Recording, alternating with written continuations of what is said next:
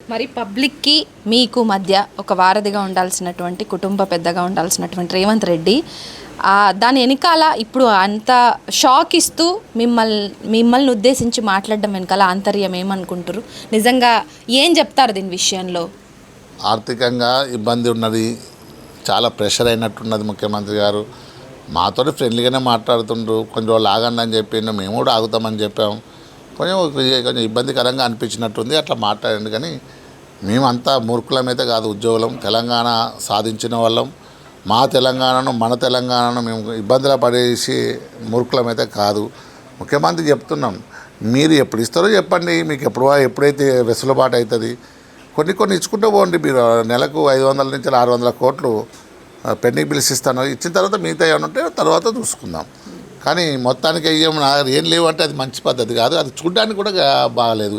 ఇలా ప్రజలు కూడా దాన్ని ఇబ్బందికరంగా భావిస్తున్నారు.